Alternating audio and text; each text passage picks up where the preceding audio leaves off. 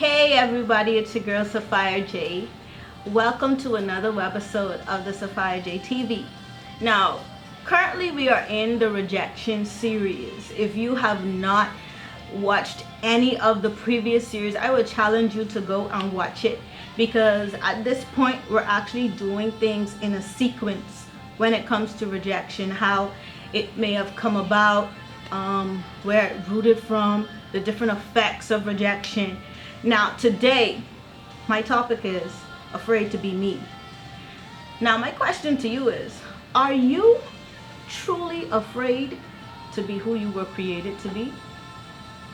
Because oftentimes we pretend to be something that we're not. We're put in predicaments to be like whoever it is that we look up to be honest. We feel pressured to walk in their footsteps when, in all honesty, who's walking in ours? We have the ability to create our own legacy. Now I want to share a personal story with you. You may be able to relate to this or not, but I want you to get a better understanding of who Shay is, Sapphire that is, who I am, and we can go from there. Well, growing up, to be honest, I don't know exactly where my lineage, where an albino was birthed, but from what I can see in my generation, I'm the only one existing at this point. So I've always felt pressured because, one, I stand out complexion wise. So I think it's safe to say that after accepting myself, I was actually challenged to not just stand out complexion wise, but stand out with my personality, stand out with however I do things. I just want to be different now, but that was not always the case. When I was younger, it was just me and my mother, and I look different, I sound different. In all honesty, I'm going to be vulnerable, I'm shaped different from her, and she always had this thing. I personally feel she may have been sincere with it, I'm not sure, but she had this thing where she wanted me to be like her but not say it. So every time Shay as a child would try to blossom and come forth, it was always, no, don't do that, no, don't act like that, oh, you gotta act this way. And it was more towards me being a mini her. I struggled with that for the majority of my life, because now I'm battling with, who am I as an individual? What is my identity? Because I'm so used to now putting on this front to make her happy, but my character and my personality is bubbling on the inside because it's wrestling with who I was created to be. In all honesty, I rejected everything concerning me because why? It was not what she wanted. I rejected my gifts.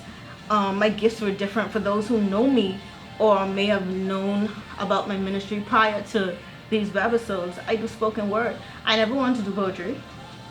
Honest to God, I never wanted to do poetry. I always felt like I should come out as a rapper or a singer first, and it didn't happen. So I guess it was more of me stepping into the unknown, that I can create a platform for others to be safe to be themselves and to vent. That was the path that God actually led me on.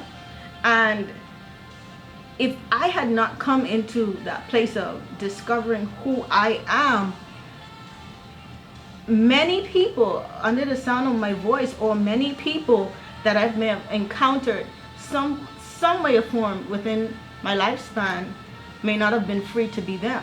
So you're rejecting yourself. Think about it. With you rejecting yourself, whose freedom are you holding up? Because literally there are people that look up to us. Yes, I can appreciate you honoring me to look up to me, but at the same time, I'm not going to force my personality, my giftings on you, because I want you to find that within yourself. You have to be able to discover your inner treasure.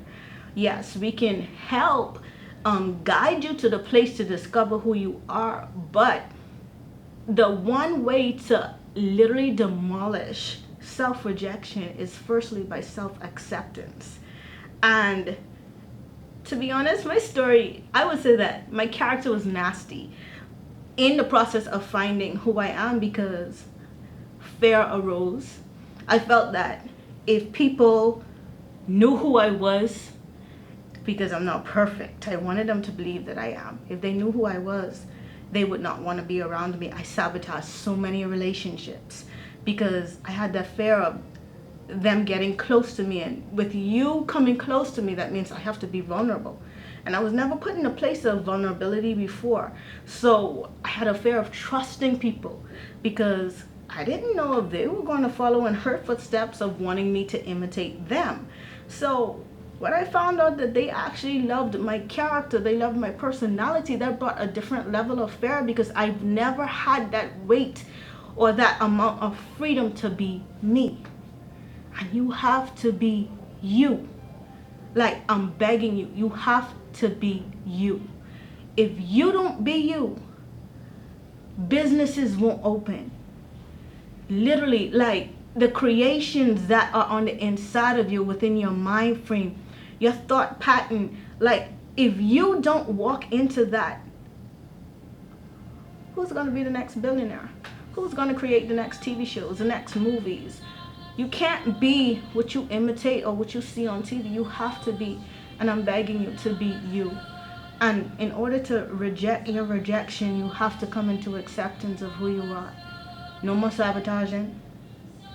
We got to do it afraid. But one thing I would challenge is open your heart to trust people. Not everyone around you is your enemy. Open your eyes and you will see exactly who are for you. It's not that hard. So check you next time. And if you have any questions, like, feel free to leave it and we can discuss it in further webisodes. Catch you later.